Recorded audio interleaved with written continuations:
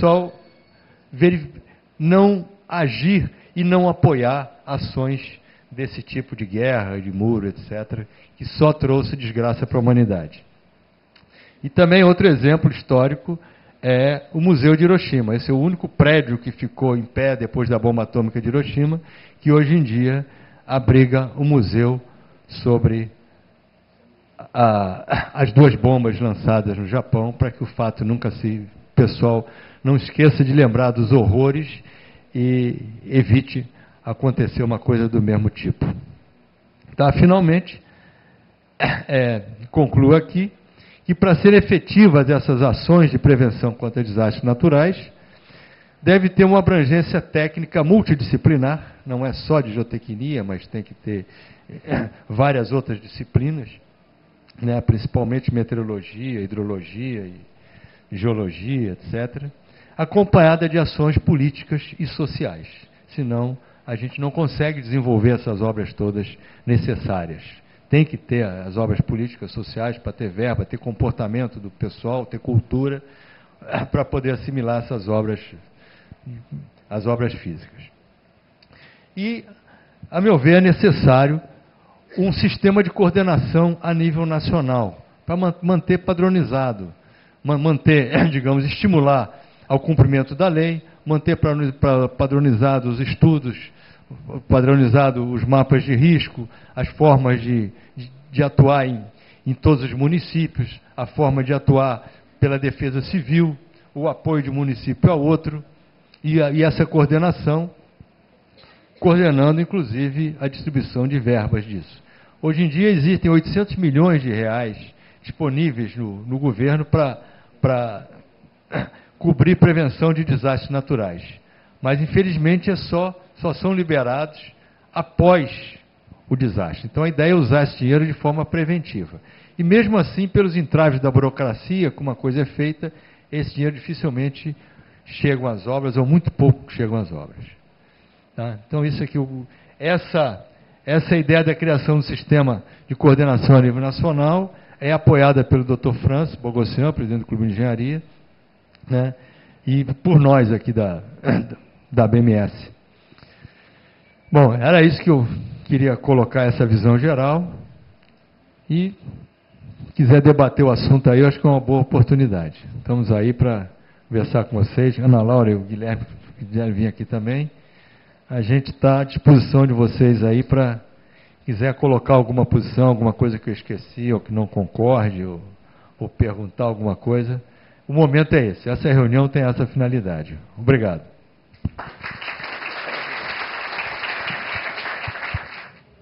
Essa imagem que está na fotografia é realmente prédio que sobreviveu à bomba atômica. Mas não é museu. É uma ruína, inclusive está necessitando de manutenção periódica para evitar desabamento total.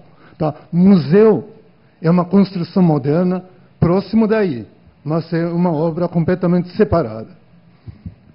Muito obrigado. Foi ótima essa intervenção. A gente vai aprendendo sempre. A oportunidade é para isso.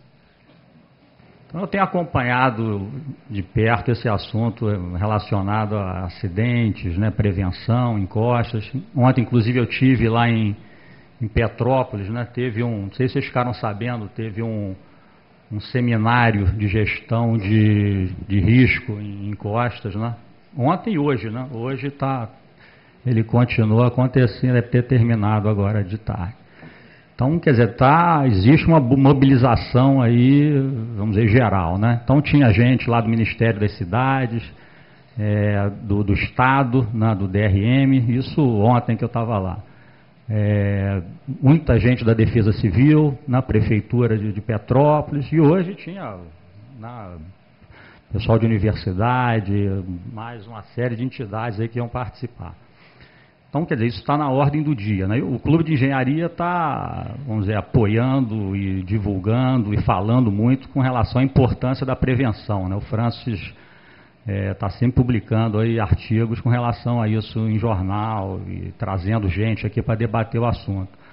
Agora, quer dizer, 2 pontos que eu queria, vamos dizer, colocar com relação a isso. Por exemplo, prevenção é fundamental, né? Agora, eu acho que a gente na engenharia ainda não aprendeu ainda a lidar com isso, né? Como o pessoal da área médica, por exemplo, né, que atua fortemente em prevenção. A gente tem aquela forma de trabalhar depois do leite derramado, né? Depois que aconteceu o acidente, o problema é que você vai tomar as providências. Então é difícil a gente não tem essa cultura de atuar preventivamente, né? Então, para isso é preciso inteligência, né? Conhecer o problema, né? Ter investimento, né? Os investimentos são sempre em cima de ação corretiva, nunca em cima de ação preventiva. Então você tem que gastar dinheiro conhecendo o problema, né? Fazendo investigação, fazendo mapeamento, fazendo sondagem, investigação, monitoramento, projeto, né? Hoje a gente faz obra sem ter projeto, praticamente. Então até perguntei isso para o representante do Ministério das Cidades, né? E ele me disse que tem recurso já destinado para a prevenção.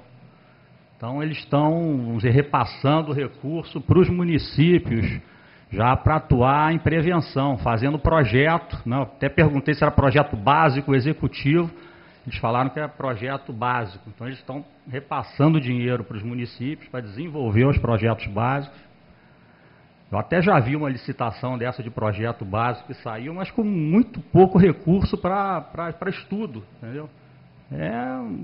Quer dizer, é pouco recurso, mas já é um passo à frente, né, de você fazer projeto e atuar antes que o acidente ocorra, né? Então, acho que isso é um ponto fundamental.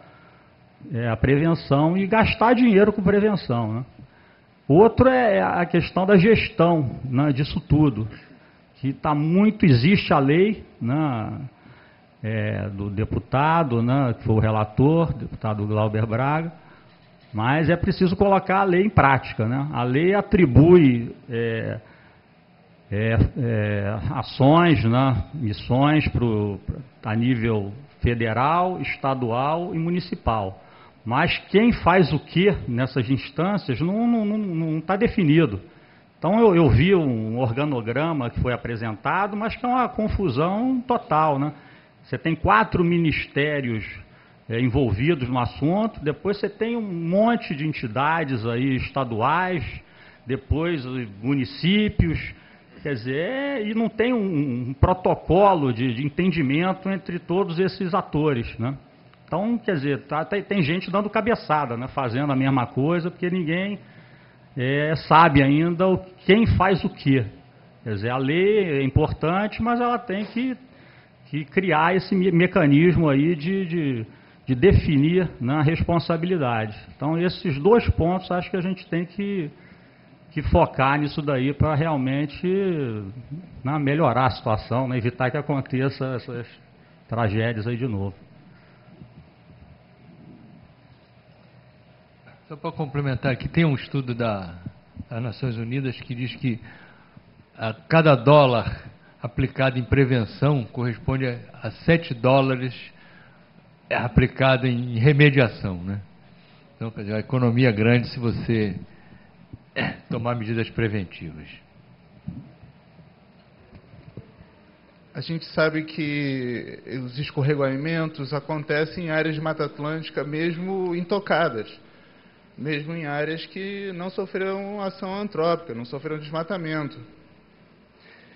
E que eu saiba, são muito escassos ou inexistentes os estudos de composição florística dessas áreas, no sentido de verificar que composições florísticas facilitariam ou seriam mais propensas ao escorregamento, que composições florísticas poderiam prevenir ou ajudar a prevenir um escorregamento. Por exemplo, as árvores de Mata Atlântica do gênero ficus, as figueiras, têm extensos sistemas radiculares, muitas vezes centenas e centenas de metros, tem crescimento muito rápido e não existem estudos biomecânicos da resistência desse sistema radicular. Talvez seja impossível, inviável, fazer a contenção de grandes blocos numa área de milhares e milhares de hectares, um município inteiro, mas seria viável talvez reflorestar essas áreas degradadas com espécies desse gênero ficus, as figueiras, com o objetivo realmente de conter grandes blocos, segurar grandes... outras vegetações são árvores que naturalmente envolvem com suas raízes blocos inteiros de rochas, envolvem outras árvores, tem o conhecido ficus mata-pau, né? Então, eu gostaria de propor estudos nessa área.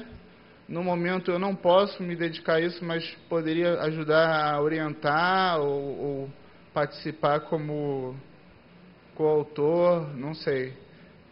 Eu acho que são raízes muito espessas e muito resistentes, são árvores clímax nativas de Mata Atlântica e que poderiam atuar como elementos auxiliadores. Porque o que a gente vê são espécies herbáceas, capim vetiver, bambu, filostaques, geralmente são espécies herbáceas e exóticas. São espécies que, naturalmente, com a sucessão ecológica da área, serão substituídas por espécies arbóreas, porque elas serão sombreadas e morrerão. Então, já que elas serão substituídas por espécies arbóreas, por que não substituir por espécies arbóreas com grande potencial de prevenção de escorregamentos a ser analisado, a ser estudado?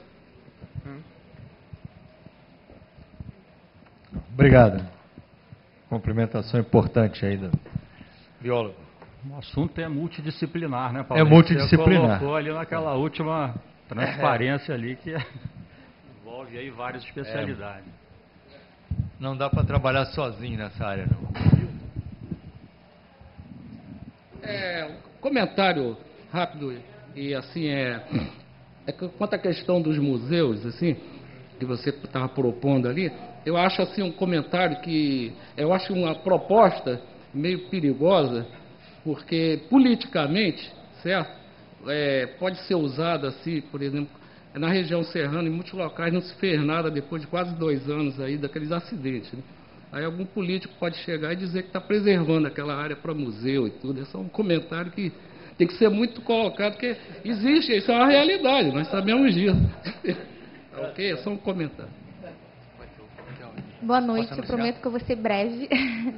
Eu gostaria só de agradecer a oportunidade e só voltando àquela questão que vocês estavam falando de prevenção, só a nível de informação, eu sou bióloga lá da UERJ e existe um projeto esse ano, iniciou esse ano, junto em parceria da Secretaria do Estado do Ambiente, não sei se vocês já estão cientes, chamado Educação Ambiental na Prevenção e no Enfrentamento de Acidentes e Desastres Naturais. E o projeto, na verdade, é justamente o que o senhor propôs, né? Levar à população essa cultura de prevenção. Então, a gente está trabalhando atualmente em 7 municípios, que foram os mais afetados. Friburgo, eu trabalho em Friburgo, Friburgo, Petrópolis, Teresópolis, Areal, São José e Sapucaia. Então, a gente está trabalhando nesses 6, faltou um, né? Sumidouro. Sumidouro, não, a gente não está trabalhando em Sumidouro. Eu não me recordo dos 7 agora de cabeça. São José, Friburgo, Petrópolis, Teresópolis, Areal... Bom Jardim. E Bom Jardim, obrigada. Então, a gente está trabalhando nesses 7 municípios, a gente trabalha, primeiramente, como é um projeto piloto, a gente está trabalhando com 2 escolas por município, e a gente capacita 20 jovens, que a gente chama agente ambiental jovem. E depois de a gente fazer essa capacitação e simulado nas escolas, a gente traz à comunidade os bairros mais atingidos. Por exemplo, a gente está trabalhando em Friburgo com o Conselheiro Paulino e com 2 Pedras. Vieira, lá em Teresópolis, também foi muito atingido. A gente leva a comunidade para dentro da escola para justamente ter essa cultura de prevenção, para mostrar para eles o que acontecer, o que fazer se acontecer novamente. A população está preparada? Óbvio que não, né? E a gente sabe disso e eles também têm consciência disso. Então, só para nível de informação, esse projeto está sendo feito agora em parceria com a Defesa Civis Municipais. A gente leva a Defesa Civil para dentro das escolas, para dentro da comunidade que a gente trabalha. E a nossa intenção, é claro, né, se o projeto der certo, é aumentar, ampliar o número de comunidades para o ano que vem. É só isso que eu queria colocar. Bom. Eu vou fazer um comentário. Eu tenho acompanhado as atividades da UERJ em relação a essa política de conscientização, em relação até a sancionamento ou não de projetos nessas áreas atingidas, e tem sido muito interessante perceber o envolvimento da universidade multidisciplinar, porque, como você está dizendo, você vem de uma área, eu já tenho conhecimento de outras áreas, engenharia química, engenharia geotécnica, também atuando, e é uma forma da Universidade Estadual estar junto com as ações de Estado nas áreas atingidas.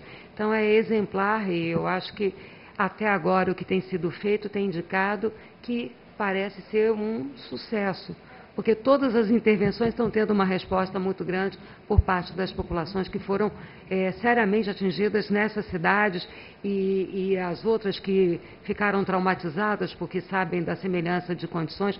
Então, é exemplar, é muito gratificante saber que a UERJ está envolvida nos vários setores aí, como o Paulo Henrique falou, desse ciclo, nessas ações sociais, as políticas, as técnicas também. Feijó, se não me engano, tem...